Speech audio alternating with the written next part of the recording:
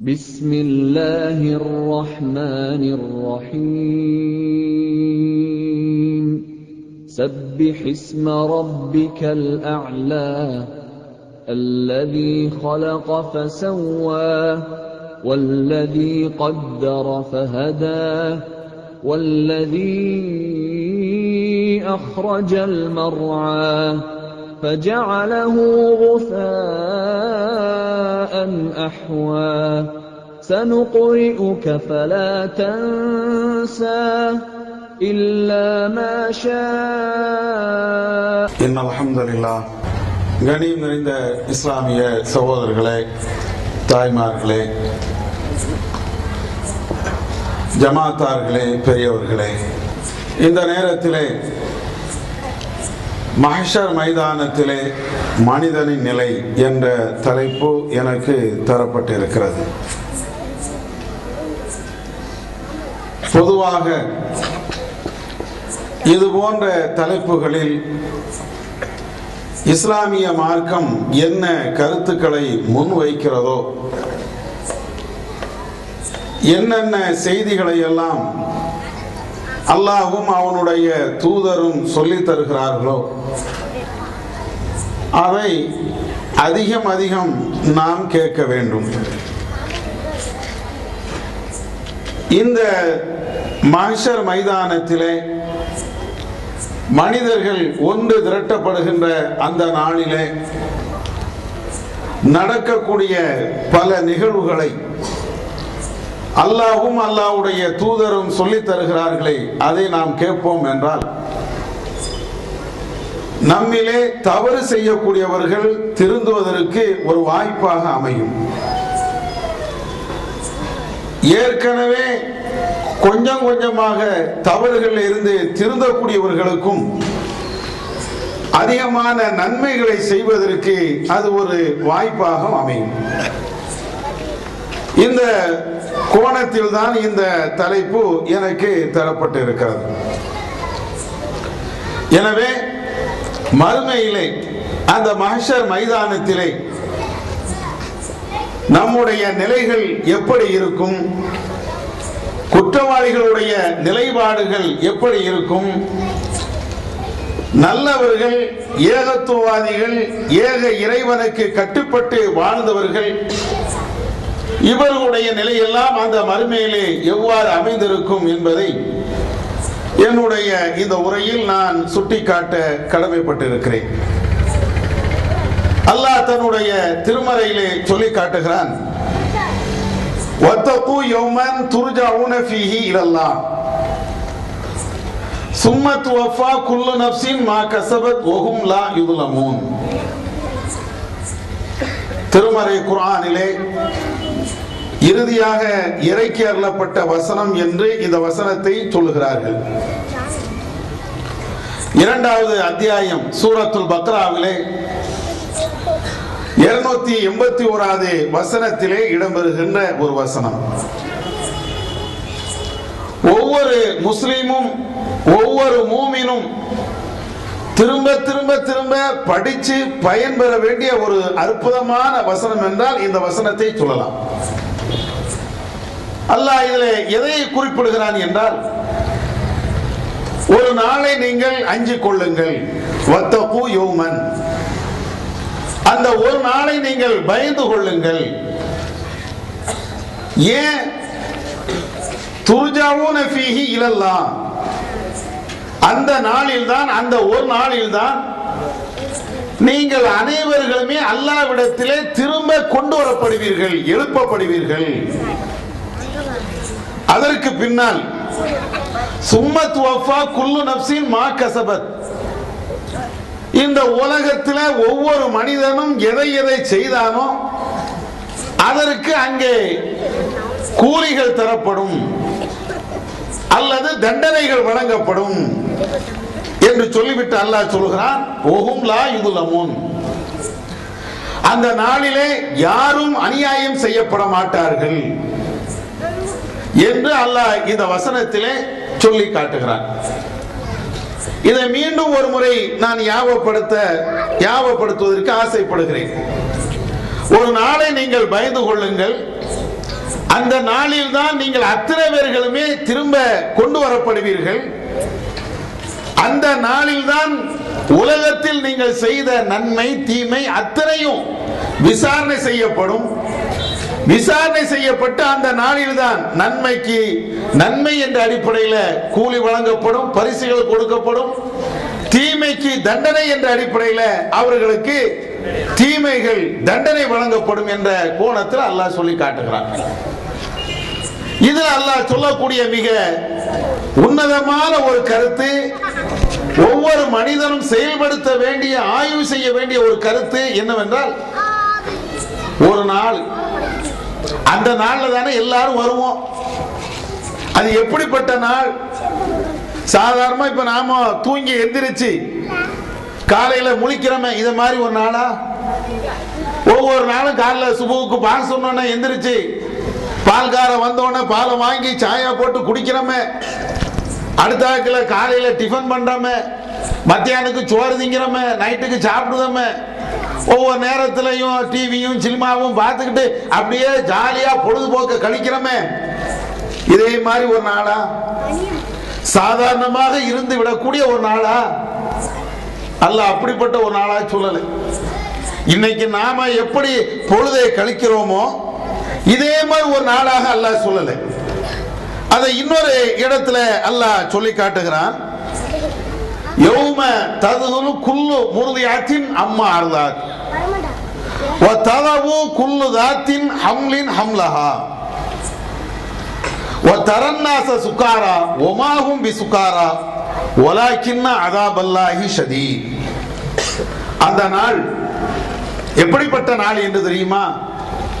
மஹ்ஷர் என்று சொல்லப்படுகின்ற ஆதம் நபி முதல் கடைசி மனிதன் வரையிலையும் ஒன்று திரட்டப்படுகின்ற அந்த நாள் எவ்வளவு கடுமையான, எவ்வளவு கஷ்டமான ஒரு நாள். அல்லாஹ் சொல்றான், யௌம தரவுனஹா, அதை அந்த நாளை நீங்கள் பார்ப்பீர்கள் என்றால், ததுவலு குல்லு முர்தியாத்தின் அம்மா அர்லாத், பால் குடிக்கக்கூடிய, பால் கொடுத்து கொண்டிருக்கக்கூடிய அந்த தாய், அவள் தன்னுடைய மடியில் இருக்கக்கூடிய அந்த குழந்தையை அப்படியே போட்டுட்டு ஓடிடுவாள்.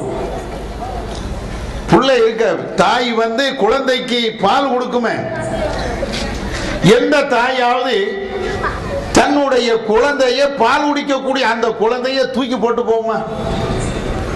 உலகத்தில் யாரும் அப்படி ஒரு கொடுமையான ஒரு நிலையை பார்க்க இயலாது. ஏதாவது சில பெண்கள் தருதலையா இருப்பாங்கல்ல, தப்பான வழிகளில் போயிருப்பாங்கல்ல, அதனால குழந்தைய பெற்றிருப்பாங்களே, அத மாதிரி உள்ள சில தருதலை தாய்மார்கள் வேண்டுமானால் தான் பெற்றெடுத்த அந்த பிள்ளைய ஏதாவது குப்பை தொட்டியில போட்டு போகலாம், ஏதாவது ஆசிரமத்தில் சேர்த்துட்டு போயிடலாம், எங்கேயாவது ஆத்திரத்துக்கு போட்டுட்டு போயிடலாம். ஆனா உண்மையிலேயே நல்ல ஒரு பெண்ணு, தாய் மனம் கொண்ட அந்த பெண்ணு, அழகாக வாழக்கூடிய இந்த பெண்ணு தன்னுடைய கணவன்கிட்ட இருந்து பெறப்பட்ட அந்த குழந்தையை பெற்றெடுக்கிறாள் என்றால், அந்த பிள்ளைய எந்த தாயாவது பால் குடிக்கும் போது தூக்கி போடுவாங்களா? வேற நேரத்தில் போட்டு போயிருவோம், மற்ற நேரத்துல எல்லாம் அதை செய்வோம். நம்ம ஒரு 1க்கு 2க்கு போகணும், அப்போ குழந்தைய வச்சுட்டு தான் போவோம். நமக்கு ஏதாவது தேவை, அப்போ குழந்தைய வச்சுட்டு தான் போவோம். அப்பமெல்லாம் 24 மணி நேரமும் குழந்தைய தூக்கி கையில வச்சுக்கிட்டே போறது இல்லை. ஆனா ஒரு குழந்தை பசின்னு அழுகுது, தாய்ப்பாலை கேட்டு அழுகுது, அந்த நேரத்தில் ஒரு தாய் அந்த குழந்தை மேல எவ்வளவு பாசமா இருக்கும், எவ்வளவு பாசத்தோடு அந்த குழந்தைய கையில தூக்கி மடியில வச்சு அரவணைப்போடு அந்த குழந்தைக்கு பால் கொடுப்பா. இவ்வளவு அன்பும் பாசமும் காட்டக்கூடிய இந்த தாய், அந்த மறுமை என்ற அந்த நாள் வந்துரும் அப்படின்னு சொன்னா, மஹ்ஷர் என்ற அந்த கியாமத்து நாள் அது வரும் அப்படின்னு சொன்னா, தாயாவது பிள்ளையாவது போ அப்படின்னு போட்டோம். பெற்றெடுத்த அந்த குழந்தைக்கு பால் ஊட்டக்கூடிய நிலையில் இருக்கக்கூடிய அந்த தாய், இது எனக்கு தேவையில்லை அப்படின்னு போட்டு ஓடிடுவாங்க. அல்லாஹ் சொல்லிட்டு சொல்றான், ஓ தரன்னாச சுக்காரா. இது மாத்திரம் இல்ல, மக்களை எல்லாம் நீங்க பாப்பீங்க, எப்படி தெரியுமா? எல்லாரும் தண்ணி அடிச்சா எப்படி இருப்பானோ அதே மாதிரி இருப்பாங்க. தரநாச சுக்காரா, மக்கள் எல்லாம் தண்ணி அடிச்ச மாதிரி போதையில இருக்கிற மாதிரி நீங்க பாப்பீங்க. ஒமாகும் சுக்காரா, யாராவது தண்ணி அடிச்சுட்டா வந்து நிப்பான்? யாருக்கும் போதை இருக்காது. யாருக்கும் இத மாதிரி ஒரு நிலையில தண்ணி அடிச்சுட்டு சாராயத்தை குடிச்சிட்டு பான்புராக்கு போட்டுட்டு எவனும் இருக்க மாட்டான். ஆனா நிலை அப்படித்தான். மக்களுடைய நிலை மஹ்ஷர் மைதானத்தில் அல்லது அதற்கு முன்னால் உள்ள நிலை எப்படி இருக்கும்னா, யாருக்கும் அதை புரிந்து கொள்ள இயலாது, யாருக்கும் அதை தெரிந்து கொள்ள இயலாது. இதை சொல்றதுக்கு சாதாரண ஒரு உதாரணம் சொன்னா லேசா புரியும். ஒண்ணும் வேண்டாம். இப்ப அப்படியே உட்கார்ந்துட்டே இருக்கிறோம், திடீர்னு ஒரு பூகம்பம் வந்துருச்சு, அல்லாஹ் காப்பாற்றணும். ஒரு பூகம்பம் அல்லது கடுமையான ஒரு நெருக்கடி வந்துருச்சு, என்ன செய்வோம்? எல்லா பொம்பளை வீட்டுல இல்ல உள்ள அத்தனை பெண்களும் ஆண்களும் எல்லாரும் ஓடி வந்துருவோம், தெருவுக்கு ஓடி வந்துருவோம். வீடு அப்படியே ஆடுதுன்னு வைங்களேன், நம்முடைய இருக்கக்கூடிய அந்த வீடு அந்த கட்டடம் அப்படியே ஆடுது. அல்லது மேற்க கிழக்க ஏதாவது ஒரு வீடு கீழே இழுந்து உழுந்துருச்சு, அப்ப என்ன செய்வோம்? எல்லாரும் ஓடி வருவோம். எல்லாரும் ஓடி தெருல வந்து நின்னா, என்னப்பா என்னப்பா, அவன் இவன்ட கேட்பான், இவன் அவன்ட கேட்பான். பதில் யாருக்குமே தெரியாது. சொல்ல முடியுமா? தெரியல. என்னமோ நடந்துச்சு, என்னமோ நடந்துச்சு, எல்லாரும் உணர்ந்துட்டான். இங்க ஓடுவோம், அங்க ஓடுவான், ஒன்றும் செய்ய முடியாது.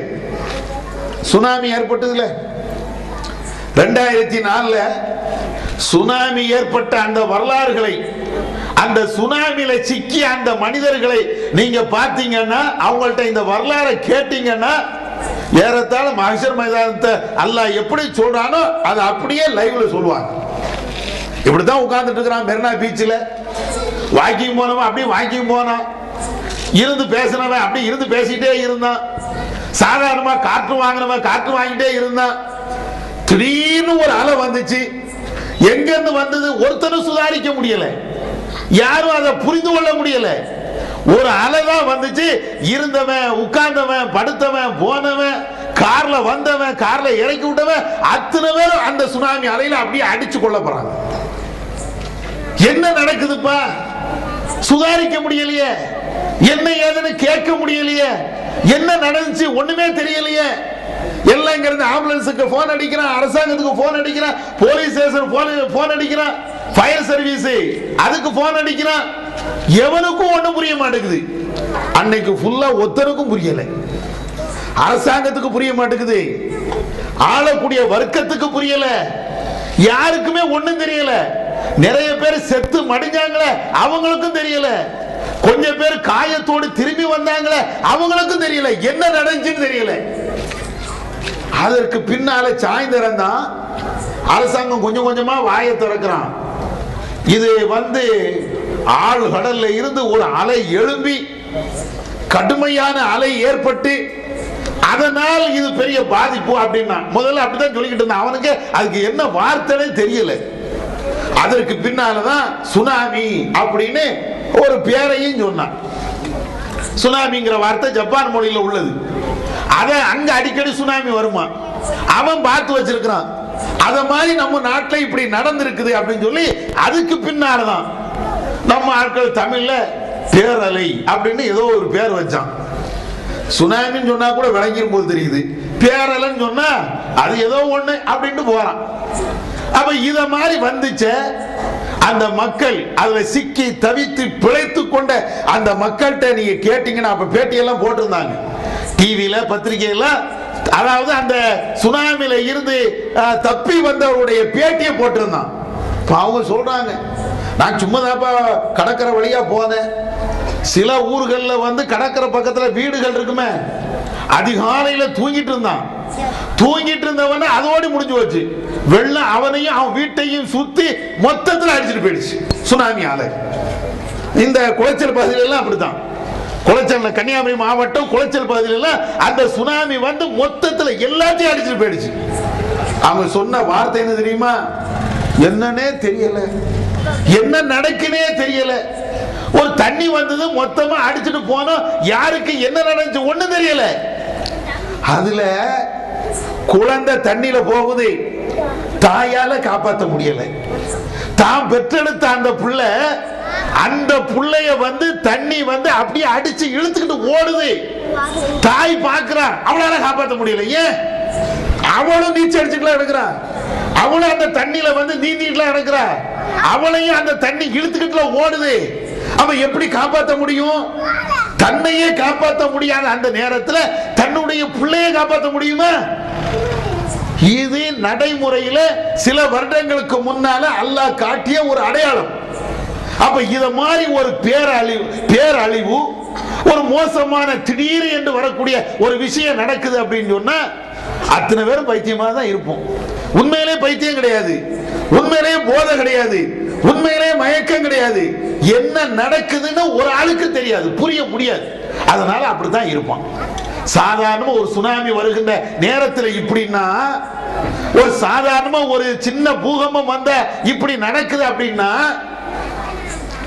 அல்லாஹ்வுடைய அந்த உலகம் அழிக்கப்படுகின்ற மஹ்ஷர்ல மக்களை திரட்டுவதற்கு முன்னால் இந்த பூமி அல்லாஹ் அழிப்பானே. வனுஃபிக ஃபிஸ்ஸூர் ஃபலா அன்சாப பைனஹும் வலாஹும் யத்தஸாஅலூன். சூர் ஊதப்படும் அந்த நேரத்தில் ஒரே சத்தம், அவ்வளவுதான். சங்கு ஊத மாதிரி ஒரு சத்தம், எல்லாத்தையும் அல்லாஹ் ஒட்டுமொத்தமா அழிச்சிருவான். எதை? இந்த வானம், இந்த பூமி, இந்த மலைகள், இந்த ஆறு, சின்ன ஆறு, பெரிய ஆறு, நம்ம தெரு ஒண்ணு இருக்காது. எல்லாத்தையும் அல்லாஹ் அப்படியே ஒரே நேரத்தில் அழிச்சிருவான். என்ன யோசிச்சு பாருங்களேன். ஒரு தெருவில் ஒரு பூகம்பம் வந்தாலேயே பைத்தியம் முடிச்ச மாதிரி நடக்கிறோம் அப்படின்னா, ஒரு ஊர்ல ஒரு பூகம் வந்தாலேயே இப்படி நடக்கிறோம் அப்படின்னா, ஒட்டுமொத்தமான ஊரையே, ஒட்டுமொத்தமா இந்த பூமியையே அல்லாஹ் அழிக்கிறான் என்றால் அதனுடைய தாக்கம், அதனுடைய கஷ்டம் எந்த அளவுக்கு இருக்குன்னு யோசிச்சு பாருங்க. இப்ப உட்கார்ற ரமணா டிவில உட்கார்ந்துட்டு 24 மணி நேரத்தில் உங்களுக்கு மழை பொழியும். அவன் என்னைக்கு வாய திறந்தானோ அப்ப மழை பெய்யாது, எப்ப மழை பொழியாதுங்கிறானோ அப்பமெல்லாம் மழை வரும். ஏன்? அவங்க கையில இருக்குது, அல்லாஹ்வோட கையில இருக்குது. அவங்க வந்து உட்கார்ந்துருவாங்க டிவில உட்கார்ந்து பேட்டி, எல்லா சேனல்ல உள்ளவங்களும் போய் பேட்டி எடுத்து போடுவாங்க. 24 மணி நேரத்துக்கு உங்களுக்கு மழை பொழியும். இன்னும் பலத்த மழை, கனத்த மழை, இடியோடு கூடிய மழை, அப்படிமா கடுமையா பனி பொழியுது. அவன் சொன்ன இப்படி நடக்குது. அதே மாதிரி உங்களுக்கு நாளையில இருந்து மழை குறைஞ்சிரும் அப்படின்னா அடுத்த நாள் திரும்பவும் மழை வருது. இத மாதிரி அறிவிக்க முடியாது. கியாமத்து நாள் எப்போ வரும்? ரமணாவா இருந்தாலும், நம்ம அப்துல் ரஹ்மானா இருந்தாலும் யாரும் அறிவிக்கவும் முடியாது. நம்ம பிலாலியா இருந்தாலும் கியாமத்து நாள் எப்போ வரும் சொல்ல முடியுமா? யாரும் சொல்ல இயலாது. ஏன்? அது அல்லாஹ் ஒருவனுக்குத்தான் தெரியும். அவனை தவிர அல்லாஹ்வுடைய தூதர் நபிகள் நாயகம் ஸல்லல்லாஹு அலைஹி வஸல்லம் அவர்களுக்கு கூட அது தெரியாது. ஜிப்ரீல் அலைஹிஸ்ஸலாம் அவர்கள் நம்மளுக்கு, அதாவது நபி தோழர்களுக்கு இந்த மார்க்கத்தை கற்றுக் கொடுக்கணும் அப்படிங்கிறதுக்காண்டி வராங்க. ரசூலுல்லாஹ்ட்ட சில கேள்விகளை கேட்டே இருக்கிறாங்க. ஈமான்னா என்ன, இஸ்லாம்னா என்ன அப்படினே கேட்டுட்டே வரும்போது அடுத்ததாக ஜிப்ரீல் அலைஹிஸ்ஸலாம் ரசூலுல்லாஹ்ட்ட இன்னொரு கேள்வி கேட்கிறாங்க. மத்தஸ்ஸா, அந்த கியாமத் நாள் எப்போ வரும்பா சொல்லுங்களேன். யார்கிட்ட? ரசூலுல்லாஹ்ட்ட கேட்கிறாங்க. அந்த கியாமத் நாள், மஹ்ஷர் நாள், உலகம் அழிக்கப்படுகின்ற அந்த நாள் எப்போ வரும்? ரசூலுல்லாஹ் அழகான ஒரு பதிலை சொல்றாங்க. என்னை விட இந்த கேள்வி கேட்கப்படுகிறன, என்னை விட கேள்வி கேட்கிறீங்களே, நீங்க தான் ரொம்ப தெரிஞ்சவங்க. எனக்கு அதை பற்றி எந்த அறிவும் இல்லை. கியாமத் நாள் எப்போ வரும்னு அவர் கேட்கிறாரு. ரசூலுல்லாஹ் அதுக்கு சொன்ன பதில் என்ன? அந்த அறிவு எனக்கு இல்லை. அந்த கியாமத் நாள் எப்போ வரும், எப்போ போகும் அது எனக்கு தெரியாது. ஆனா கியாமத் நாள் வருவதற்கு முன்னால சில அடையாளங்கள் இருக்குது, அதை வேண்டுமானால் நான் சொல்றேன். அப்ப அல்லாஹ்வுடைய தூதருக்கு இது என்னைக்கு வரும்னு தெரியாது, எப்பவும் வரலாம், என்னைக்கும் வரலாம். அது என்னைக்குன்னு தெரியாது, ரஹ்மான் ஒருவனுக்கு தான் தெரியும். அப்ப அவ்வளவு திடுதுப்புன்னு வரும் என்றால், எப்பனாலும் வரலாம் என்றால், முன்னறிப்பை இல்லாம அது வருது என்றால் அத்தனை பேரும் பயந்து நடுங்கி என்ன நடக்குனே தெரியாம தான் போக முடியும். அதைத்தான் திருக்குறான்ல சொல்றான். இந்த அடிப்படையில் அல்லாஹ் உலகத்தை எல்லாத்தையும் அல்லாஹ் அழிச்சிடறான். அழிச்சிட்டு என்ன செய்யறான் தெரியுமா? மறுமையில் அல்லாஹ் கூப்பிடுறான், எல்லாரும் வாங்க. ஒரே நாள்ல தான், ஒரே நாள்ல அல்லாஹ் என்ன செய்யறான்? மறுமையில எல்லாத்தையும் அல்லாஹ் ஒன்று திரட்டுவான். அந்த மறுமை, அந்த மஹ்ஷரை பற்றி திருக்குர்ஆன்ல நபிகள் நாயகம் ஸல்லல்லாஹு அலைஹி வஸல்லம் அவர்கள் சொல்லி காட்டுகிறார்கள். அது எப்படி இருக்கும் அப்படின்னு கேட்டாச்சுன்னா, மஹ்ஷர் மைதானத்தை பத்தி நபி அவர்கள் சொல்றாங்க, யுஹ்ஷருன் நாசு யௌமல் கியாமா அலா அர்லின் பைலா. மக்கள் அத்தனை பேர்களுமே அல்லாஹ் மஹ்ஷர்ல ஒன்று திரட்டுவான். அந்த மஹ்ஷர் என்பது வெள்ள விளையர்னு அப்படின்னு பளிச்சுன்னு இருக்குமா. நம்ம தெரு மாதிரி குப்பை மேடா இருக்காது. எது மஹ்ஷர்? நம்ம தெரு இருக்குதே, இங்க மண்ணு, இங்க பள்ளம், அங்க இது மேடு அப்படின்னு இருக்குதே, இத மாதிரி மேடு பள்ளம் மண்ணு இத மாதிரி எதுவுமே இருக்காதாம். வெள்ள விளையர்னு அப்படின்னு பளிச்சுன்னு இருக்குமா. அதுக்கு ரசூலுல்லாஹ் சொல்றாங்க, மாவு நெல் மாவு ரொட்டி இருக்குதுல்ல, அரிசி மாவு ரொட்டி, அது எப்படி வெள்ளை மாதிரி இருக்குமோ அதே மாதிரி இருக்கும். அதுக்கு இன்னும் கொஞ்சம் உதாரணம் ரசூலுல்லாஹ் சொல்றாங்க, அந்த மாவுல உம்மி சேராம தவிடு சேராம அந்த ரொட்டிய அந்த மாவுல ரொட்டி சுட்டா அந்த ரொட்டி எவ்வளவு மென்மையாக எவ்வளவு மிருதுவாக இருக்குமோ அதே மாதிரி மஹ்ஷர் இருக்கும். ஏன்? கொஞ்சம் உம்மி கலந்த மாவா இருந்ததுன்னு வைங்க, தவிடு கலந்த மாவா இருக்குதுன்னு வைங்க, அந்த ரொட்டி எப்படி இருக்கும்? கரடு முரடா இருக்கும், நல்லா இருக்காது. அப்ப ரசூலுல்லாஹ் சொல்றாங்க, இத மாதிரி இல்லாம பளிச்சுன்னு வெண்மையாக அதே நேரத்தில் சமமாக அவ்வளவு அழகா இருக்கும். அதுல இன்னொரு அறிவிப்புல எப்படி இருக்குதுன்னு கேட்டா, எந்த அடையாளமும் இருக்காது, மனுஷனுடைய அடையாளமே இருக்காது மனுஷன்ல. மனுஷனுடைய அடையாளம்னா என்ன? நேரத்து இங்க இவர் இருந்தாரு, முந்தா நாள் அவர் வாழ்ந்தாரு, இங்க ஒரு மரம் இருந்துச்சு, அங்க ஒரு தென்னை மரம் இருந்துச்சு, இங்க ஒரு மலை இருந்துச்சு, எல்லாத்தையும் பேச்சு எடுத்துட்டாங்கப்பா அப்படி சொல்லுவோம்ல. ஒவ்வொரு காலத்திலையும் இடங்கள் மாறுபடுகின்ற பொழுது ஏற்கனவே இருந்ததெல்லாம் அழிச்சிருவோம், ஏற்கனவே இருந்ததெல்லாம் எடுத்துருவோம், எடுத்துட்டு அதுக்கு பதிலா இன்னொன்னு கொண்டிருப்போம். அப்படித்தானே? இந்த தெருவை நீங்க ஒரு 100 வருஷத்துக்கு முன்னால பார்த்தா வெறும் காடா தானே இருந்திருக்கும். ஒரு 200 வருஷத்துக்கு முன்னால பார்த்தா இது எப்படி இருந்திருக்கும்? வயக்காடா இருக்கலாம், வேற ஏதாவது இருக்கலாம். அப்ப மக்கள் கூட கூட கூட அந்த வயக்காடை எல்லாம் அழிச்சு காடை எல்லாம் அழிச்சு ஒருத்தன் முதல்ல ஒரு வீடை கட்டியிருப்பான், அதுக்கு இன்னொரு ஆள் வீடை கட்டியிருப்பாரு, அப்படியே தெருவா வந்துச்சுல. இந்த மாதிரி அடையாளம் மஹ்ஷர்ல இருக்காங்க. இத மாதிரி எதுவுமே இருக்கு, எந்த அடையாளமும் இருக்காது. ஏன்? அல்லாஹ் தான் எல்லாத்தையும் அழிச்சிட்டு புதுசாக உருவாக்குறான். எல்லாத்தையும் தான் அல்லாஹ் அழிச்சிடறானே. வானத்தை அழிக்கிறான், பூமியை அழிக்கிறான், மலையை அழிக்கிறான், எல்லாத்தையும் ஒட்டுமொத்தமா அழிச்சிட்டு அல்லாஹ் அப்படியே புதுசா ஒன்ன உருவாக்குறான். புத்தம் புதுசான ஒரு இடம், அந்த பூமி, அந்த தரை, அங்க இருக்கக்கூடிய இடங்கள் எல்லாமே புத்தம் புதுசாக எல்லாம் வா, எல்லா மக்களும் அங்க வா அப்படின்னு சொல்லி அல்லாஹ் அந்த இடத்துல எல்லா மக்களையும் ஒன்று திரட்டுகிறான். எப்படி எல்லா மக்கள் வருவாங்க அந்த இடத்துல? ஒவ்வொரு ஆட்களும் எப்படி வருவாங்க நீங்க பாருங்க. சுப்ஹானல்லாஹ். இந்த ஹதீஸ்களை ஆயத்துகளை படிச்சா மனுஷன் இப்படி எல்லாம் ஒரு தப்பு பண்ணுவானா, இப்படி எல்லாம் தப்பு செய்ய முடியுமா என்ற கேள்விதான் எழும். எப்படி எல்லாம் அந்த இடத்துக்கு வருகிறார்கள் அப்படின்னு பாத்தீங்கன்னா, அல்லாஹ் திருக்குர்ஆன்ல சொல்றான், யௌம யஸ்துருன் நாசு அஷ்தாத்தன் லியுரவ் அமாலஹும். மஹ்ஷர்ல மக்கள் கூட்டம் கூட்டமாக அப்படியே வருவார்களாம். இந்த கந்திரி கடை கூட்டமா நினைக்காதீங்க. இங்க 10 பேர் தான் இப்ப போறான். ஆதம் நபியில இருந்து கடைசி மனிதர் வரையும் எல்லா மக்களும் வராங்கன்னா கோடான கோடி மக்கள் அப்படியே கூட்டம் கூட்டமா வருவாங்களாம். எதற்கு? லியுரவ் அமாலஹும். தங்களுடைய செயலை அப்படியே பார்ப்பதற்காக அப்படியே வருவாங்களாம். எல்லாம் கூட்டம் கூட்டமா மொத்தமா அல்லாஹ் அப்படியே கூட்டு வருவான். எல்லாம் வந்து நிப்பாங்க. எதுக்கு? அமல்கள் செஞ்சு ஆமா என்னென்ன உலகத்துல நன்மை தீமை என்னென்ன செஞ்சிருக்கிறோமோ அதை அப்படியே அல்லாஹ் காட்டுவான். அவர்களுடைய அமல்களை அவர்கள் பார்க்க வேண்டும் என்பதற்காக வேண்டி எல்லாரும் அப்படியே வருவாங்க. என்னன்னு விளங்குதா? என்ன அப்படின்னு கேட்டா, உலகத்துல நாம என்னென்ன செஞ்சோமோ அதை அப்படியே கண்ணு முன்னால அல்லாஹ் போட்டு காட்டுவான். ஒரு மறைவான கேமரா, ஹிடன் கேமராம்பாங்கல்ல, ரகசிய கேமரா, அதை வச்சு வீட்டுக்குள்ள ஒரு இடத்துல வச்சோம்னா, யாருக்கும் தெரியாம மறைச்சு அந்த கேமராவை செட் பண்ணோம்னா வீட்டுல என்னென்ன நடக்குது அப்படின்னு சொல்லி அடுத்த நாள் போட்டு பார்க்கலாம். வீட்டில் ஒரு கேமரா வச்சுட்டீங்கன்னு வைங்களேன், யாரு வாரா, யாரு போறா, என்ன செய்யறா, புள்ள என்ன செய்யுது, உமா என்ன செய்யறா, அக்கா என்ன செய்யறா, தம்பி என்ன செய்யறா, எல்லாத்தையும் அப்படியே போட்டு பார்க்கலாம். ஏன் வீட்டுக்குள்ள இல்லை, இந்த தெருக்குள்ள வச்சாலும் அப்படிதான். கேமரா அப்படியே வச்சுட்டோம்னு வைங்களேன், எவன் வாரான், எவன் போறான், எங்க இருந்தான், என்ன பண்றான், அத்தனையும் பார்க்கலாம்ல.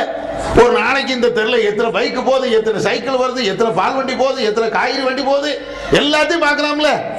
எப்போ அந்த கேமராவை வச்சு நம்ம வீடியோவை எடுத்த இவ்வளவும் பார்க்கலாம். இதே மாதிரி அல்லாஹ் என்ன செய்யறான் தெரியுமா, நம்மளுக்கு தெரியாமலேயே ஒரு கேமராவை பிக்ஸ் பண்ணி இருக்கிறான். நம்மளால உணர முடியாது, நமக்கு தெரியாது எங்க இருக்குது. கழுத்து பக்கத்துல அல்லாஹ் வச்சிருக்கிறான். கழுத்து பக்கத்துல அல்லாஹ் ஒரு செட்டப் வச்சிருக்கான். அதை என்ன செய்வானா, மறுமையில தான் எடுத்து போடுவான். மறுமையில அப்படியே தூக்கி போடுவான். வா பாத்திமா, என்ன அல்லாஹ்ட்ட போய் கேட்கணும், என்ன அல்லாஹ் வாமா, உன்னுடைய ஏடு, உன்னுடைய விவகாரம் எல்லாத்தையும். நான் என்ன செஞ்சேன், சினிமா பார்க்கலையே, டிவி பார்க்கலையே, நான் தொலைத்தானே செஞ்சேன். அல்லாஹ்ட்ட போய் சரி இருக்கட்டும், வா நீ தொழுதியா, நோன்பு வச்சியா, சினிமா பார்த்தியா, என்ன செஞ்ச பாப்போமே.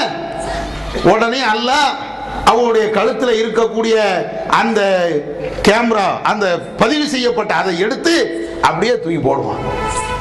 போட்டா பாத்திமாவா இருந்தாலும் சரி, இப்ராஹிமா இருந்தாலும் சரி, யாரா இருந்தாலும் சரி, அவங்க என்னென்ன செய்தார்களோ அது அப்படியே ஓடும். டிவியில பாக்குறீங்கல்ல, அதே மாதிரி எல்லாம் ஓட விட்டுருவான்.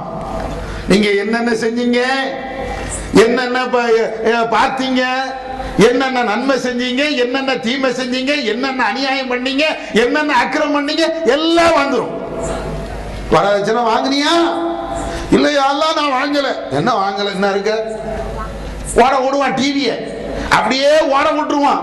என்ன செய்விய, ஏதாவது பேச முடியுமா அல்லாட்ட? அதான் பாரு, நீ தானே வாங்கின, மௌன்ட்ட வாங்கினில்ல, மருமகள்கிட்ட வாங்கினில்ல, அடுத்த வீட்டுக்காரன் வாங்கினில்ல, சம்பந்தக்காரன் அந்த சீரத்தா இந்த சீரத்தா, இப்படித்தான் அப்படித்தான் அப்படின்னு கேட்டில. நம்ம பேசுனதுலாம் வந்துடும். நம்ம என்னென்ன பேசணுமோ, நம்ம என்னென்ன செஞ்சோமோ அத்தனை எப்படி வந்துடும். அந்த சம்பந்த குடியில போய் எனக்கு ஏசியை தாங்கும், ஃப்ரிட்ஜ தாங்கும், கட்ல தாங்கும், மெத்தைய தாங்கும், மிக்சியை தாங்கன்னு கேட்டீங்கல்ல, அப்படியே வரும். அல்லாட்டு முன்னிலையில நம்மள்ட்ட போட்டு காட்டுவான். நான் வரதட்சணை வாங்கல, நம்ம தான் பேசுவோம், ஃப்ரிட்ஜ தான் அப்படின்னு கேட்டீல, அது வரும். கட்ல தான் கேட்டீல, அது வரும். அப்ப இத மாதிரி நாம செய்த நன்மை தீமை என்ன இருந்தாலும் அல்லாஹ் அங்க அப்படியே போட்டு காட்டுவான். இதற்காக வேண்டித்தான் நம்மள அல்லாஹ் கூப்பிடுறான். ஆமா, எல்லாரும் ஒட்டுமொத்த அந்த சமுதாயம் அத்தனை பேர்களுமே குடும்பம் குடும்பமா மொத்தமா கூட்டம் கூட்டமா அங்க வந்து நிற்போம். இப்படி வரும்போது எப்படி எல்லாம் வருவோம் தெரியுமா? நபிகள் நாயகம் ஸல்லல்லாஹு அலைஹி வஸல்லம் அவர்கள் சொல்கிறார்கள், இன்னக்கும் மஹ்ஷூரூன ஹுஃபாத்தன் உராத்தன் குர்தன். நீங்க அத்தனை பேருமே நாளை மறுமையில ஒன்று திரட்டப்படுவீர்கள். எப்படி நீங்க வருவீங்க?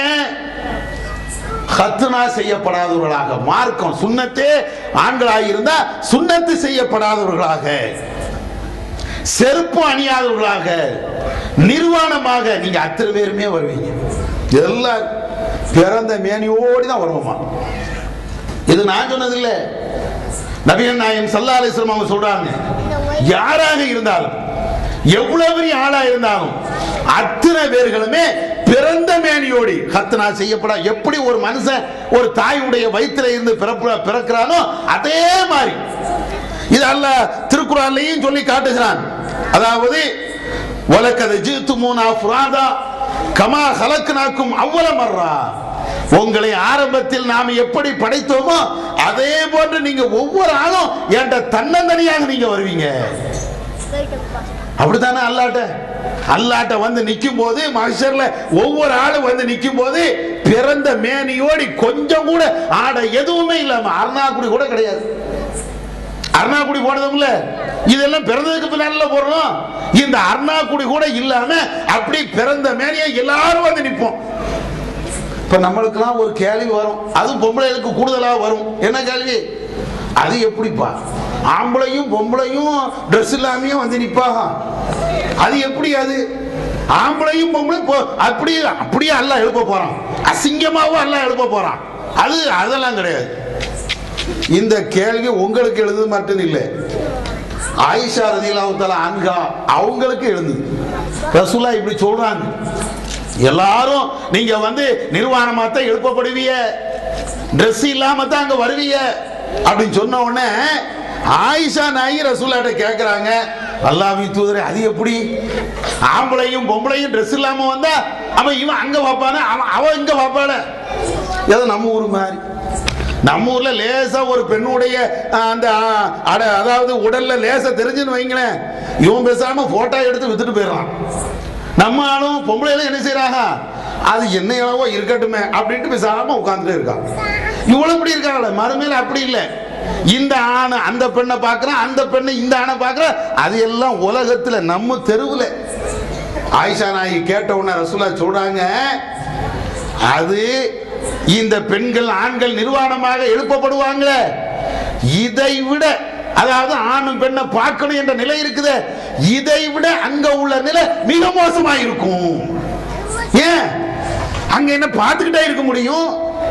அங்க என்ன ஒரு ஆணு ஒரு பெண்ணை, ஒரு பெண்ணு ஒரு ஆணை அப்படி பார்த்துக்கிட்டு ஒரு மாதிரியா கவர்ச்சியிலேயே நடக்க முடியும்? யானப்சிலாம் ஓடுவான், எனக்கு எனக்கு என்ன எனக்கு என்னன்னு அவன் ஓடிக்கிட்டு இருப்பான். அப்ப யாரை பார்க்க முடியும்? ஒரு ஆளும் ஒரு ஆளுடைய மானத்தையும் எதையும் பார்க்க கவனிக்க முடியாது. அன்னைக்குள்ள நிலை தலைகள மாறி நிற்கும். ஒண்ணு வேண்டாம், நான் ஏற்கனவே சொன்ன மாதிரி இப்ப பூகமா ஏற்படட்டுமே, உடுத்த சீலையோடி ஓடுவோம். சில நேரங்கள்ல அவன் எப்படி இருந்தாலும் அதோடி ஓடுவோம். ஏன் தலையில கட்டை விழுந்துடக்கூடாது, பில்டிங் நம்ம தலையில விழுந்து செத்து போயிடக்கூடாது, மரம் மேல விழுந்துடக்கூடாது, போஸ்ட் மேல விழுந்துடக்கூடாது அப்படின்னு ஓடுவோம்ல. கையில கிடைச்சே தூக்கிட்டு ஓடுவோம். ட்ரெஸ் இருந்தாலும் சரி இல்லாம இருந்தாலும் சரி அப்படியே ஓடுவோம். இதுதான் மாஸ்டர். ரசூலுல்லாஹ் அப்படி சொல்றாங்க, அத்தனை பேரும் எல்லாருமே நபிமார்கள் உட்பட ரசூலுல்லாஹ் உட்பட அத்தனை பேருமே நிர்வாணமா தான் வருவாங்க அப்படின்னு சொல்லிட்டு நபிகள் நாயகம் ஸல்லல்லாஹு அலைஹி வஸல்லம் சொல்றாங்க, முதல்ல ஆடை கொடுக்கப்படக்கூடியவர் இப்ராஹிம் நபி அவங்க தான். அவங்களுக்கு தான் அல்லாஹ் முதல்ல ட்ரெஸ் அணிவிப்பான். முதல்ல எல்லாருமே.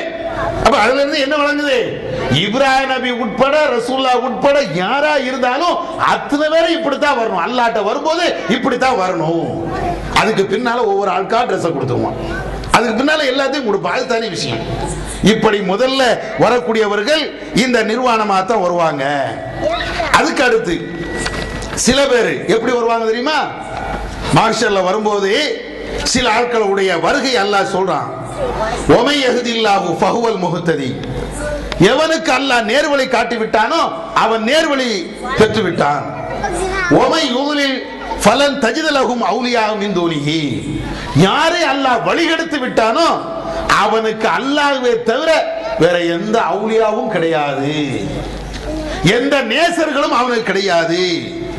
வனஹ்ஷுருஹும் யௌமல் கியாமத்தி அலா வுஜூஹிஹிம் உம்யன் வ புக்மன் வ சும்மா, நாளைக்கு இந்த அல்லாஹ்வை விட்டு அவுலியாக்களை நம்பி போனாங்களே, அல்லாஹ்வை விட்டு இந்த பிலாலிய கூட போனாங்களே, ரஹ்மானை விட்டு பஷீர் பாபுக்கு பின்னாலே போனாங்களே, இவர்கள் மஹ்ஷர்ல எப்படி வருவாங்க தெரியுமா? அல்லாஹ் காப்பாற்றணும். மஹ்ஷர்ல இவர்கள் எப்படி எழுப்பப்பட்டு எப்படி வருவார் தெரியுமா? அலா வுஜூஹிஹிம், முகத்தால் அப்படியே நடந்து வருவாங்களாம். முகத்துல முகம் இருக்குல்ல, மனுஷனுக்கு அல்லாஹ் அழகான படைப்பு என்றால் அந்த முகம் தானே. நம்ம கையை விட காலை விட வயிறை விட நெஞ்சை விட முதுகு பகுதியை விட ஒரு மனுஷனுக்கு அழகான உறுப்புன்னா அந்த முகம் தானே. முகத்தை பார்த்தானே சொல்றோம், பால் வடிகின்ற முகம் எவ்வளவு அழகா வர்ணிக்கிறோம். முகத்தை பார்த்தாலேயே நீ எவ்வளவு நல்லவன்னு தெரியுதுப்பா அப்படிங்கிறோம்ல. இந்த அழகான முகத்துல தான் அல்லாஹ் படைச்ச இந்த முகத்துல தான் மறுமையில அப்படி முகத்தால நடக்கும். அது எப்படி முடியும்? ரெண்டு கால் இருந்தாலே ஒழுங்கா நடக்க முடியல, ரெண்டு கை இருந்தாலே ஒழுங்கா நம்மளால வேலை செய்ய முடியல, அது எப்படிப்பா முகத்தால நடக்க முடியும்? இது உங்களுக்கு வந்த மாதிரி நபி தோழர்களுக்கும் இதே கேள்வி. அவங்க ரசூலா இந்த ஆயத்தை ரசூலா ஓதி காட்டின உடனே அவர்கள் அப்படியே முகத்துல நடந்து வருவாங்க அப்படின்னு சொன்ன உடனே சஹாபாக்கெல்லாம் கேட்கிறாங்க, அது எப்படி யார சொல்லலாம் முடியும், முகத்தால எப்படி நடக்க முடியும்? ரசூலுல்லாஹ் அழகாக பதில் சொல்றாங்க, அறிவியல் பூர்வமாக அற்புதமான ஒரு பதில் சொல்றாங்க. என்ன பதில் தெரியுமா? 2 காலால ஒன்னால நடக்க வச்ச அந்த இறைவன், 2 காலால நீ ஓடுதியப்பா, 2 காலை வச்சு நீ நடக்கிறிய, இந்த காலால நடக்க வச்ச அந்த இறைவன் உன்னுடைய முகத்துல நடக்க வைக்கிறதுக்கு அவனுக்கு சக்தி இல்லையா? என்ன நீ நம்புற மாதிரி அவுலியான்னு நினைச்சுக்கிட்டு இருக்கிய? நீ நம்புற மாதிரி இந்த அந்த ஷேக் முரீதுன்னு இருக்கிறாங்களா இவங்க நினைச்சுக்கிட்டு இருக்கீங்க? அல்லாஹ்வுக்கு எல்லாம் முடியும், ரஹ்மானுக்கு எல்லாம் முடியும். அவன் நினைச்சா எதுவும் சாத்தியமாகும். அது ஏன் 2 கால ரசூலுல்லாஹ் சொல்றாங்க தெரியுமா? எந்த மனுஷன், அதாவது யதார்த்த நிலை என்ன தெரியுமா? மனுஷனை விட்டுருங்க, 2 காலை வச்சு உன்னை நிப்பாட்டி பாருங்க, 2 கம்பை இப்படி விட்டு நிப்பாட்டி பாருங்க, நிக்க சாய். 2 கம்பை அப்படியே பூமியில நட்டி வச்சு பாருங்களேன், நிக்காது. அதுதான் 3 கம்பு, 3வது ஒண்ணு வைப்போம். அந்த கம்பு நிக்கணும் அப்படின்னா குழிய தோண்டி புதைக்கணும். அப்படி குழி தோண்டி புதைச்சாதான் அந்த கம்பு அப்படியே நிக்கும். இந்த போஸ்ட் இருக்குது, நிக்குமா? இன்னொரு போஸ்ட் ஆனா நிக்கல, 2 நிக்க வேண்டியதானே? 2 போஸ்ட் பக்கத்து பக்கத்தானே இருக்குது, நிக்க வேண்டியதானே? நிக்காது, சாஞ்சு. யதார்த்தம் தான். ஆனா நமக்கு 2 கால் இருக்குது, எப்படி நிக்கிறோம்? 2 கம்பை இப்படியே இதே மாதிரி பக்கத்து பக்கத்துல ஒரு அடிக்கு 2 கம்பை வைங்க, நிக்குதான்னு பாருங்க, நிக்காது, நிக்க முடியாது. யதார்த்தம் அதுதான். ஆனா 2 காலால எப்படி நிக்கிறோம்? அதுதான். இதுக்கு இன்னும் கொஞ்சம் உங்களுக்கு புரியுற மாதிரி சொல்ல போனா, பிறக்கிற குழந்தைக்கு 2 கால் தானே, பிறக்குதுல குழந்தை, அதுக்கு 2 கால் இருக்குதுல, பிறந்தோடனே எஞ்சி நிக்க வேண்டியதானே? நிக்க முடியாது, பிறந்தோடனே எஞ்சி நிக்க முடியாது. அப்ப ஏன் அப்படி வருது? அதுக்கு பின்னால நம்ம பிள்ளைக்கு நாம தான் அந்த பயிற்சியை கொடுக்கணும். அல்லாஹ்வுடைய உதவினால ஒரு மாதிரி அப்படியே தவழும், அப்புறம் படுத்துக்கிட்டே போவோம். அதுக்கு பின்னால லேசா காலை எடுத்து அப்படியே நிக்க பார்க்கும், அதுக்கு பின்னால லேசா ஒரு ஸ்டெப் எடுத்து வைக்கும், அதுக்கு பின்னால கொஞ்சம் நடக்கும், அதுக்கு பின்னால ஓடும். இது எப்படி முடிஞ்சது? 2 காலால உங்களை அல்லாஹ் நடக்க வச்சான்ல, இதே மாதிரி அல்லாஹ் முகத்தாலே நடக்க வைப்பான். முகத்தால அப்படி எப்படியாவது அல்லாஹ் நடக்க செய்யுமா? அவனுக்கு முடியாத ஒண்ணுமே கிடையாது. அப்ப இந்த மாதிரி வருவார்களாம். இன்னும் அல்லாஹ் குர்ஆன்ல சொல்றான், முகத்தால மட்டும் நடந்து வர மாட்டாங்க. அவங்க எப்படி இருப்பாங்க தெரியுமா? உம்யன் ஓ புக்குமன் ஓ சும்மா, குருடனாக, கண்ணும் தெரியாதவனாக, ஊமையாக, செவிடனாக. இந்த தலையில இருக்கக்கூடிய எந்த பார்ட்ஸும் வேலை செய்யாது. கண்ணு வேலை செய்யாது, காது வேலை செய்யாது, வாய் வேலை செய்யாது. ஏன் இப்படி நடக்கணும்?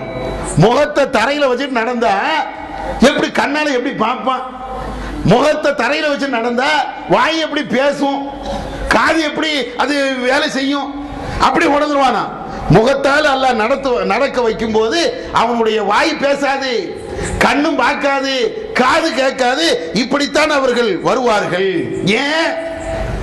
அல்லாஹ்வை விட்டுட்டு, அந்த ரஹ்மானை விட்டுட்டு, அளவற்ற அருளாளனை அவனை விட்டு விட்டு, நீ கூப்பிட்டால் என்னை என்று கேட்பான ரப்புல் ஆலமீன் அவனை விட்டுட்டு இந்த அவுலியாக்கள்கிட்ட, இறந்து விட்ட நாதாக்கள்கிட்ட கையேந்தினிய, அதுக்கு உண்டான நிலை வேற என்ன? வேற எதுக்கு அல்லாஹ் இப்படி கேட்கிறான்? வேற எதுக்கு இவ்வளவு பெரிய வேதனை அல்லாஹ் கொடுக்கணும்? இவ்வளவு பெரிய கஷ்டத்தை எதுக்கு கொடுக்கணும்? அல்லாஹ் கஷ்டப்படுத்தி அதுல சுகம் காணக்கூடியவனா அல்லாஹ்? அப்படி கிடையாது. ரப்புல் ஆலமீன் நான் ஒருத்தன் இருக்கிறேன், அருளாளன் நான் ஒருத்தன் இருக்கிறேன். என்ன விட்டுட்டு இந்த பிலாலிக்கு பின்னால போனியடா, என்ன விட்டுட்டு இந்த மொய்தீன் ஷேக்குக்கு பின்னால நீ போனியடா, என்ன விட்டுட்டு இந்த ஷேக்குக்கு பின்னால நீ போனிய, உன்னுடைய மானத்தை, உன்னுடைய அறிவை, உன்னுடைய கண்ணியத்தை, உன்னுடைய இஸ்ஸத்தை நீ அவன்கிட்ட போய் அடகு வச்சிய, அவனுடைய காலில் போய் விழுந்து நீ வணங்கினிய. இப்போ போ, இப்போ போகல, எல்லாரும் பார்க்கலாம், அத்தனை பேரும் பார்க்கலாம், எல்லாருமே எல்லாருடைய முன்னேறி நடக்கும். எவன் எவன் முகத்தால நடந்து வந்தானோ அது என்னமோ இருட்டுக்குள்ள நடந்து வர்றது இல்ல, அத்தனை வரையும் பார்க்கக்கூடியவர். கோடான கோடி மக்களுக்கு மத்தியில இவரெல்லாம் இப்படி வருவாங்க. இன்னொரு பேர் இருக்காங்க, இன்னும் கொஞ்சம் பேர் இருக்கிறாங்க. அல்லாஹ் என்ன செய்வான் தெரியுமா? குருடர்களாகவே சில பேரை அல்லாஹ் எழுப்புவானா. குருடர்களாக, கண்ணு தெரியாது, உடனே அவங்க அல்லாட்ட கேட்பாங்களாம், யா அல்லாஹ், நான் உலகத்தில் வாழும்போது என் கண்ணு சூப்பரா இருந்துச்சு யா அல்லாஹ், என்னுடைய பார்வை அழகா இருந்துச்சு, இந்த தெருல இருந்து நான் பார்த்தா தெருவுடைய லாஸ்ட் வரை எனக்கு தெரியுமே, அவ்வளவு அற்புதமான கண்ணுல, நான் கண்ணாடி கூட போடலையா அல்லாஹ், வெள்ளை எழுத்து கருப்பு எழுத்து எந்த எழுத்து எனக்கு கிடையாது, அவ்வளவு அழகான கண்ணா இருந்துச்சு, இப்ப ஏன் நான் குருடானே? அப்பதான் அல்லாஹ் சொல்லுவான், ஆமாப்பா, கதாலிக்க அத்தத்துக்கு ஆயாத்துனா, என்னுடைய வசனம் வந்துச்சப்பா, குர்ஆனுடைய வசனம் உன் வீட்டுக்கு வந்துச்சா, இந்த ஏகத்துவ பயான் உன் தெருவுக்கு வந்துச்சா, இந்த தௌஹீது கருத்து உன்னுடைய வீட்டினுடைய கதவை தட்டுச்சா, அந்த நேரத்தில் நீ கேட்டியாடா? இந்த ஏகத்துவ பயான நீ கேட்டியா? இந்த குர்ஆன் வசனத்தை நீ பார்த்தியா? நீ அப்ப மறந்த. இந்த குர்ஆன் வசனத்தை இந்த ஹதீஸை சொல்லும் போது கதவை இழுத்து மூடிக்கிட்டு உள்ள உட்கார்ந்து டிவி பார்த்தியா? இந்த நல்ல வார்த்தை உன் காதுல உழக்கூடாதுன்னு சொல்லிட்டு அப்படியே காதை அடைச்சுக்கிட்டு உட்கார்ந்தியா? நீ என்ன மறந்தியாடா? உலகத்துல வாழ்கின்ற பொழுது என்னுடைய வசனத்தை மறந்திய, என்னுடைய வேதத்தை மறந்திய, இந்த மஹ்ஷர் மைதானத்தை நீ மறந்திய, அதனால இன்னைக்கு நீ மறக்கடிக்கப்பட்டாய், ஒன்ன நான் மறந்துட்டேன் அப்படி சொல்லுவானா அல்லாஹ்? கண்ணை எடுத்துட்டு பார்வை இல்லாம வந்த அந்த மனுஷன்ட்ட அல்லாஹ் இப்படி இவ்வளவு தெளிவா சொல்லுவானா? ஏன்? ஆயத்தை மறந்ததுனால, ஹதீஸ்களை மறந்ததுனால, இந்த மறுமையை மறந்து இருந்ததுனால அல்லாஹ் குருடர்களாக அல்லாஹ் எழுப்புவானா? யார் பார்வை தர முடியும்? மொய்தீன் அப்துல் காதர் ஜீலானி வந்து பார்வை தந்துருவாரா? நம்முடைய இந்த பஷீரப்பா தர்காவில் அடக்கம் செய்யப்பட்டிருக்காங்களே அவங்க வந்து பார்வை தந்துருவாங்களா? ஏர்வாடியில் அடக்கம் செய்யப்பட்ட அந்த பாத்திமா, சையத் அலி பாத்திமா, அவங்க வந்து பார்வை தந்துருவாங்களா? யாருங்க தர முடியும்? ரஹ்மான் அன்னைக்கு பேசி அவன்கிட்ட இருந்து சிபாரிசு செய்து யா அல்லாஹ் எனக்கு பார்வை தந்துருன்னு இவங்க யாரா கேட்க முடியுமா? இல்ல, ஒண்ணுமே செய்ய முடியாது. இதுதான் நிலை. இப்படி ஒரு கூட்டம். இன்னொரு கூட்டத்தை பற்றி அல்லாஹ் நபிகள் நாயகம் ஸல்லல்லாஹு அலைஹி வஸல்லம் அவங்க சொல்லி காட்டுறாங்க. இந்த யாசகம் கேட்கறாங்கல்ல, இவங்க மறுமையில எப்படி வராங்கன்னு பாருங்க. மஹ்ஷர்ல யாசகம் கேட்கக்கூடியவர்கள் அதை ரசூலுல்லாஹ் சொல்லி காட்டுகிறார்கள். மா யஸாலு ரஜுலு யஸ்அலு நாஸ் ஹத்தா யதி யௌமல் கியாமா லைஸ ஃபீ வஜிஹி முஸாஅத்துல் அஹ்மின். மக்கள்கிட்ட யாசகம் கேட்டுக்கொண்டே இருக்கக்கூடிய இந்த யாசகர்கள், பிச்சைக்காரர்கள், மறுமையில் அவங்க வருவாங்களா, அவங்களுடைய முகத்துல சதத்துண்டு இருக்காது, முகத்துல சதத்துண்டு இருக்காது. என்னன்னு விளங்குதா? எலும்பு கூட வருவாங்க, கொஞ்சம் கோஷ்டி எலும்பு கூட வருவான். நம்ம இந்த டேஞ்சருக்கு போடுவான்ல மண்டை ஓடு, இப்படி உடம்புல எல்லாம் சதை இருக்கும், மேல இருந்து கீழே வரையும் எல்லாத்துக்கும் சதை இருக்கும். இந்த தலைக்கு மேல, கழுத்துக்கு மேல வந்து சதை இருக்காது. முகத்தை பார்த்தீங்கன்னு வைங்களேன், இந்த கன்னத்துடைய எலும்பு, இந்த பல்லு, மூக்காந்தண்டு அதோடைய எலும்பு, நெத்தியுடைய எலும்பு இப்படியே வருவான். தெரியும். ஒவ்வொரு மாப்பிளையும் பார்த்தோன்னே பிச்சைக்காரனா, மக்கள்கிட்ட வாங்கி வாங்கி தின்னியா, நீங்க தெருல வரக்கூடிய பிச்சைக்காரன் மட்டும் நினைக்காதீங்க. இந்த வரதட்சணை வாங்கக்கூடிய மாமா, மாமியார், நாத்தனார், நாத்தியார் அப்படின்னு அந்த பிச்சைக்காரருக்கு அவ்வளோ அப்படித்தான். கேட்டில்ல, தலை பிரசவத்துக்கு ஒன்னத்தா அது என்னது பிச்சை தானே, கால் பிரசவத்துக்கு ஒன்னத்தா அது என்ன பிச்சை தானே. அதே மாதிரி கல்யாணம் பண்றதுக்கு முன்னால சாப்பாடு வாங்குறீங்களே, மாப்பிள்ளை பேசும்போது, பொண்ணை பேசும்போது, பொண்ணை பார்க்க வரும்போது எல்லாம் பிச்சை தானே. அதுக்கு பின்னால கல்யாணம் பண்ணி கொடுத்துட்டு பொண்ணு வீட்டுல இருந்து பெண்ணை கூட்டு வாரன்ட்டு குடும்பத்தோடி வந்து டெய்லி வந்து 7 நாளைக்கு உட்கார்ந்து சாப்பிடுவல, அதுக்கு பேர் என்ன பிச்சை தானே. எல்லாம் வரும், எல்லாரும் வந்து நிப்பா, அத்தனை பேரும் என்னம்மா உன் முகத்துல சதையை காணல, வரதட்சணை வாங்கி தின்ன, வாங்கி வாங்கி வாங்கி தின்ன, அல்லாஹ் இப்படி ஆக்கிட்டான். அதுதானே பதில். வேற என்ன சொல்ல முடியும்? அல்லாஹ் மன்னிக்கல, இந்த சமூகக்காரங்களும் மன்னிக்கலன்னு வைங்க, மறுமையில இதுதான் நிலை. என்னமோ தெருல வரக்கூடிய பிச்சைக்காரனுக்கு மட்டும் இந்த நிலை நினைக்காதீங்க. பிச்சை என்ற தொழிலை கௌரவமாக செஞ்சாலும் சரி, கௌரவம் இல்லாம செஞ்சாலும் சரி, இதுதான் நிலை. ரெண்டு பேருக்கா தானே மறுமையில அப்படித்தான் நல்லா பார்ப்பான். இல்ல நான் எங்க ஊர்ல பெரிய பணக்காரனா இருந்துட்டு போ, ஏன்டா அங்க போய் பிச்சை எடுத்த? இப்படிதான் நல்லா கேட்பான். ஏன் அங்க போய் கேட்ட? செல்வம் வாண்ட இருக்குதுல, காசு இருக்குதுல, எல்லா வசதியும் இருந்தும் ஏன் அப்படி கேட்ட? அதுக்கு தான் உனக்கு நிலை. அப்ப யாசகம் கேட்கக்கூடியவர்கள் இப்படி வருவார்கள். இன்னும் கொஞ்சம் பேரு அநியாயம் பண்றான்ல, ஒவ்வொரு விதமான அநியாயம், அவன் எப்படி வருவான்? நபிகள் நாயகம் ஸல்லல்லாஹு அலைஹி வஸல்லம் அவங்க சொல்றாங்க, லி குல்லி காதிரின் லிவாவுன் யௌமல் கியாமா. மோசடி செய்யக்கூடிய, அநியாயம் பண்ணக்கூடிய ஒவ்வொரு ஆட்களுக்கும் அல்லாஹ் கொடியை வச்சிருவானா. ஒவ்வொரு ஆட்களுக்கும் பத்தியில ஒரு கொடி. எல்லாரும் நிப்போம்ல, இவன் அநியாயம் பண்ணிட்டான்னு வைங்களேன், அவன் பக்கத்துல ஒரு கொடி. திமுக கொடி இல்லை, அதிமுக கொடி இல்லை, அந்த கொடி வித்தியாசமான கொடி. அது என்ன கொடி? நபி அவர்கள் சொல்றாங்க, யூரஃபு பிஹி, அந்த கொடி மூலமாக இவன் யார் என்று தெரிந்து கொள்ளலாம். ஒரு ஆள் வருவாரு, அது எந்த அளவுக்கு இருக்குமா, அவன் எவ்வளவு அநியாயம் பண்ணானோ அந்த அளவுக்கு கொடி பெருசா இருக்கும். ஒவ்வொருத்தரும் எவ்வளவு அநியாயம் பண்ணிருக்கிறானோ அந்த அளவுக்கு பெரிய கொடி. இந்த பொதுச்செவர் இருக்கும்ல, இந்த பொதுச்செவர்ல நிறைய பேர் சட்டை ஓடுவோம், அல்லது அடுத்த வீட்டுல கொஞ்ச காணம் அப்படி எடுத்துருவான். பொதுச்செவர் கட்டும் போது அடுத்த வீட்டுல அந்த பொது வானம் தோண்டும் போது அங்க இருந்து ஒரு ஜாங்க வந்துடும், எடுத்துருவான். அது கரெக்டா தப்பா இருந்து நான் அப்படிதான் அளந்தேன். இவனும் அவனும் சண்டை ஓடணும். மறுமையில என்ன, யாராவது இப்படி இடத்துல பாதிக்கப்பட்டீங்கன்னா கவலைப்பட தேவையில்லை. மறுமையில வந்து எவன் உங்க பொதுச்சேவருங்கிற பேர்ல உங்க இடத்தை அபகரிச்சானோ அவனுக்கு அல்லாஹ் ஒரு கொடியை நட்டிடுவான். ஏவா பத்தியா, எல்லா இடத்தையும் ஆட்டிய போடுறான்ல, நிறைய புரோக்கர்கள் மற்றவங்க இவங்களும் அப்படித்தான், ஒரு கொடி முன்னால இருக்கும். ஏ பாத்தியா, என்ன மாதிரி பைக்ல போலாம், திடீர்னு பெரிய பணக்காரன் ஆயிட்டானப்பா அப்படின்னு நல்ல நிலையில சம்பாதிச்சு வந்தால் பிரச்சனை இல்லை. திடீர்னு சில பேர் அவனுடைய சொத்தை அபகரிச்சு இவனுடைய சொத்தை அபகரிச்சு அப்படி அநியாயம் பண்ணிட்டு வந்திருப்பான்ல, இவனுக்கெல்லாம் அல்லாஹ் மறுமையில ஒரு கொடியை நட்டி கேவலப்படுத்துவான். எதுக்கு கொடியை நட்டுது? உங்களை வாழ்த்துவதற்கு, நல்ல மனுஷன் என்று சொல்லுவதற்கு இல்ல. இவனுடைய அநியாயத்தை பாரு, இவனுடைய அக்கிரமத்தை பாரு, இவ்வளவு பெரிய பாவி உலகத்துல அவன் இடத்தை அபகரிச்சான், இவன் இடத்தை அபகரிச்சான். அதே மாதிரி இந்த ரேஷன் கடையும் பார்க்கணும்.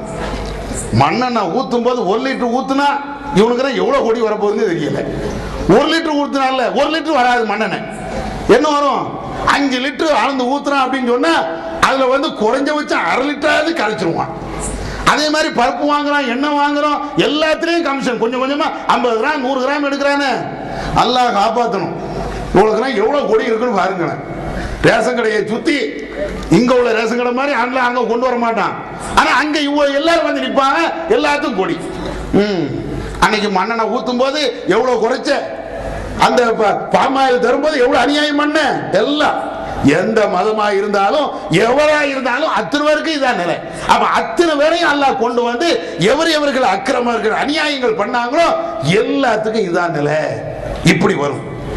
இதே மாதிரி இன்னும் கொஞ்சம் பேர் இந்த பெருமை அடிக்கிறாங்கல்ல, பெருமை, இவங்க எப்படி வருவாங்க?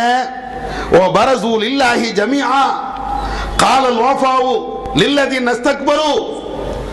நாளை மஹ்ஷர்ல அத்தனை பேரும் திறந்த வழியில, வெட்ட வழியில அல்லாஹ்வுக்கு முன்னால எல்லாரும் வந்து நிற்பார்கள். அப்பொழுது பலகீனமானவர்கள் உலகத்துல பெருமை அடித்துக் கொண்டிருந்தார்களே அந்த மாதிரி ஆட்கள்கிட்ட வந்து அந்த நேரத்தை சொல்லுவாங்க. 2 பேர் தானே இருப்பாங்க, பலவீனமானவர்களும் பலமானவர்களும். இவங்க 2 பேரும் மஹ்ஷர்ல வந்து நிற்பாங்க. அப்படி நிற்கும் போது இந்த பலவீனமானவர்கள் உலகத்துல பெருமை அடிச்சுக்கிட்டு இருந்தாங்கல்ல, இவங்களும் மஹ்ஷர்ல வந்து நிற்கும் போது அவங்கள்ட்ட சொல்லுவாங்களாம், இன்னா குன்னா லக்கும் தபான். எப்பா உலகத்துல வாழும்போது உங்களை தாண்டா பின்பற்றிட்டு நாங்க போனோம். தாய்மார்களே, ஜமாத்தார்களே, நல்ல கவனிச்சுக்கிடுங்க. மஹ்ஷர்ங்கிறது நாங்க கதையை பேசல. இந்த குத்பா பள்ளியிலையும் அந்த பள்ளி இந்த பள்ளியும் கதை சொல்றாங்களே, அத மாதிரி கதையை நாங்க சொல்லல. உங்க வீட்டில் இருக்கக்கூடிய குர்ஆன்ல உள்ள வசனம், நாம எல்லாரும் நம்பிக்கை கொண்டிருக்கக்கூடிய அந்த திருக்குர்ஆனுடைய வசனம், அதுல இருந்து எடுத்து சொல்றேன்.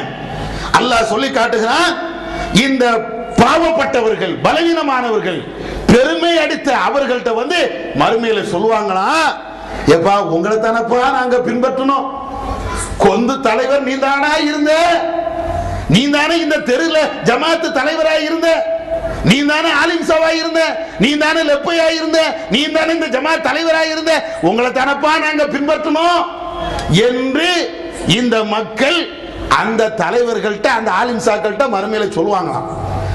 உடனே அவங்க சொல்லுவாங்களா, ஃபஹல் அன்தும் முகுனூன அன்னா மின் அதாபில்லாஹி மின் ஷைஇன், நாங்க உலகத்துல உங்களை பின்பற்றி வாழ்ந்தோம், இப்ப இந்த கொடுமையில இருந்து இந்த வேதனையில இருந்து எங்களை காப்பாற்ற மாட்டீங்களா?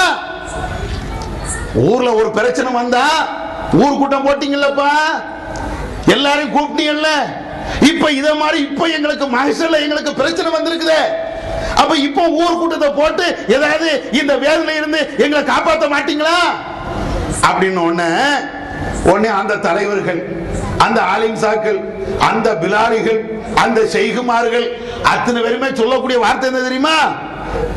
காலு லவ் ஹதானல்லாஹு லஹதைனாக்கும், அடே நாங்க நேர்வழி பெற்று இருந்தாங்களோட உங்களுக்கு நேர்வழி காட்டா?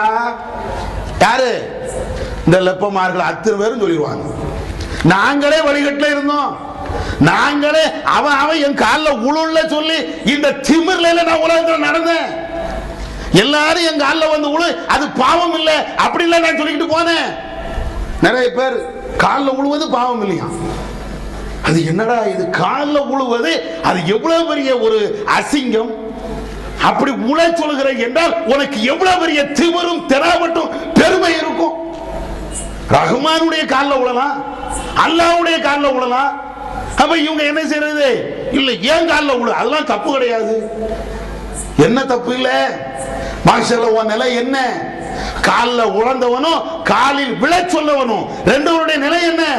அல்லாஹ் சொல்றான், லவ்லா ஹதானல்லாஹ், அல்லாஹ் எங்களுக்கு நேர்வழி, லவ் ஹதானல்லாஹ், அல்லாஹ் எங்களுக்கு நேர்வழி காட்டியிருந்தா தானப்பா நாங்களே உங்களுக்கு நேரான வழியை காட்டியிருக்க முடியும் அப்படின்னு சொல்லிட்டு அவங்க சொல்லுவாங்களா, சவாவுன் அலைனா அஜ்ஸானா அம் சபர்னா, இங்க நஷ்டமோ கஷ்டமோ எல்லாத்துக்கும் ஒண்ணுதான், வாழ்வோ சாவோ ரெண்டு பேருக்கும் ஒண்ணுதான்.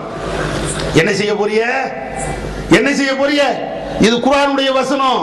யாரை யாரெல்லாம் நம்பி வழிகட்டு போனோமோ, யார் யாருடைய பேச்செல்லாம் கேட்டு மோசமான வழிக்கு போனோமோ, அந்த மோசமான வழிகேடர்களும் வழிகெடுத்தவர்களும் நாமளும் மறுமையில இவ்வளவு பெரிய மோசமான கை சேதத்தில் இருப்போம். என்ன அழகான ஒரு வசனம் இது, நாம தெரிய வேண்டாமா? மஹ்ஷர்ல இதுதான் நிலை.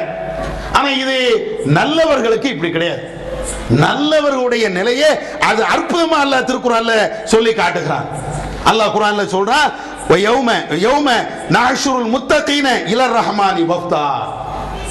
இந்த முத்தகீன்கள் இருக்கிறாங்களே, நல்லவர்கள், இறையச்சவாதிகள், ஏக இறைவனை மாத்திரம் வணங்கினவர்கள், அவுலியாக்களை நம்பாதவர்கள், கபருக்கு போகாதவர்கள், அல்லாஹ்விடத்தில் மாத்திரம் கையேந்தி நின்றவர்கள், அல்லாஹ்விடத்தில் மாத்திரமே தன்னுடைய நாட்ட திட்டங்களை கேட்டவர்கள், எந்த மனுஷனையும் கடவுளாக எடுத்துக்கொள்ளாதவர்கள், எந்த மனுஷனுடைய காலையும் விழாதவர்கள், இந்த ஏகத்துவாதிகள், இந்த தௌஹீத்வாதிகள், அவங்க அப்படியே சந்தோஷமாக அல்லாஹ் இடத்துல வந்து நிற்பாங்க.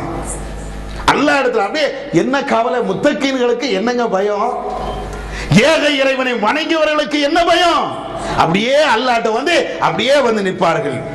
இன்னொரு ஹதீஸ்ல நபிகள் நாயகம் ஸல்லல்லாஹு அலைஹி வஸல்லம் அவங்க சொல்லி காட்டுகிறார்கள், அல்லாஹ் வருவான். யார்கிட்ட? இந்த முத்தகீன்கள்ட்ட அல்லாஹ் வருவானா.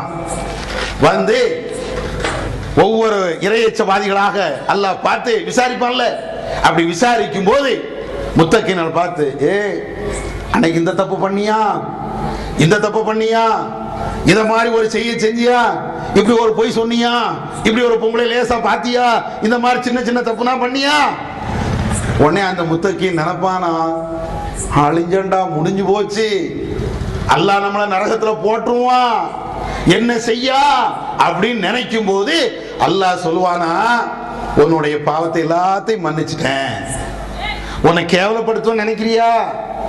உன்னை கேவலப்படுத்த மாட்டப்பா, உன்னை இழிவுபடுத்த மாட்டேன். இழிவுபடுத்தப்பட வேண்டியவர்கள்லாம் வேற ஆளு, அது வேற கோஷ்டி, அந்த கோஷ்டியை நான் இழிவுபடுத்துவேன். நீ என்ன மட்டும் வணங்குனீல்ல, ரஹ்மான மட்டும் வணங்குனீல்ல, அல்லாஹ் ஒருவன் என்று ஏற்று அந்த அடிப்படையில் நீ செயல்பட்டிய, அதனால நீ செஞ்ச சின்ன சின்ன தப்பு இருக்குமே, இந்த தப்புக்காக வேண்டி உன்னை கண்டிக்க மாட்டேன், தண்டிக்க மாட்டேன், உன்னை கேவலப்படுத்த மாட்டேன், போ சொர்க்கத்துக்கு. இது முத்தகீன்களுக்கு, நல்லவர்களுக்கு. நல்லவர்களுக்கு அல்லாஹ் இவ்வளவு அழகான அற்புதமான வார்த்தைகளை சொல்லி நீ சொர்க்கம் போ. பாக்கி உள்ள ஆள்னா அல்லாஹ்வுக்கு இணை வைத்தால், ரஹ்மானுக்கு ஷிர்க் வைத்து விட்டால், பாக்கி உள்ள எல்லாத்தையும் அல்லாஹ் கேவலப்படுத்துவான். யாரா இருந்தாலும் எவரா இருந்தாலும் அத்தனை வரையும் அல்லாஹ் கேவலப்படுத்துவான். ஏன் ஈசா நபியை கூப்பிட்டு அல்லாஹ் விசாரிக்கிறான்ல, குர்ஆன்ல வருதா இல்லையா? ஈசா நபியை கூப்பிட்டு அல்லாஹ் கேட்பான், ஈசாவே அந்த குல்த, இந்த மக்கள்கிட்ட நீ தான் சொன்னியா உன்னை வணங்கணும், உங்க உம்மா வணங்கணும் அப்படி நீ தான் சொன்னியா? அவரு சொல்லிடுவார் ஈசா நபி, இல்லையா அல்லாஹ் ரப்புல் ஆலமீன் உன்னைத்தான் வணங்கணும் தான் நான் சொன்னேன். நான் ஒரு சமயம் இப்படி சொல்லி இருந்தால் அது உனக்கு தெரியுமே. நான் ஒரு காலத்திலே இந்த தப்பான பிரச்சாரத்தை, உனக்கு இணை வைக்கக்கூடிய இந்த பிரச்சாரத்தை நான் செய்யவே இல்லை அப்படின்னு சொல்லி அந்த ஈசா நபி அவங்க சொல்லுவாங்களாம்.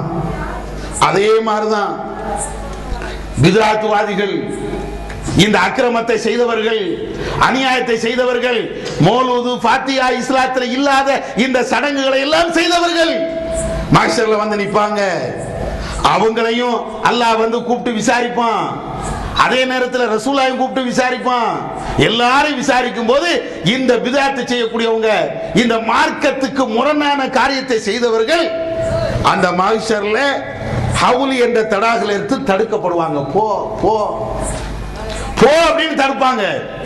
அப்பதான் நபிகள் நாயகம் ஸல்லல்லாஹு அலைஹி வஸல்லம் கேட்பாங்க, உசைஹாபி உசைஹாபி, என்னுடைய அருமை தோழர்களே, என்னுடைய அருமை தோழர்களே இங்க வாங்க என்று நபி அவர்கள் அவர்களை பார்த்து அழைப்பாங்களாம். உடனே ரசூலுல்லாஹ்வுக்கு சொல்லப்படும், அல்லாஹ்வின் தூதரே, நீங்கள் வாழ்கின்ற பொழுது அவங்க நல்லவங்களா இருந்தாங்க, என்னைக்கு நீங்கள் உயிர்கள் எடுக்கப்பட்டு விட்டதோ அதற்கு பின்னால் அவங்க என்ன செஞ்சாங்கன்னு உங்களுக்கு தெரியாது.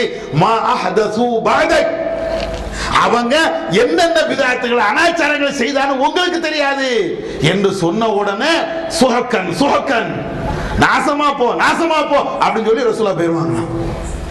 இது யாருக்கு? மஹ்ஷர்ல வந்து நிற்கக்கூடிய மௌலூது ஓதுன, பாத்தியா ஓதுன, குத்துபியத்து ஓதுன, அனாச்சாரங்களை செய்த அத்தர்வர்களுக்கு இதுதான்.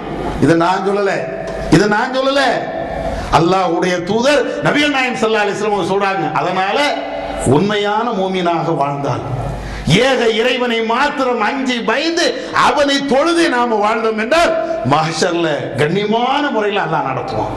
ரொம்ப அழகான முறையில் அல்லாஹ் நம்மளை நடத்துவான். யாருக்கு முன்னால் நம்மளை கேவலப்படுத்த மாட்டான், யாருக்கு முன்னாலேயும் நம்முடைய கண்ணியத்தை அல்லாஹ் இழிவுபடுத்த மாட்டான்.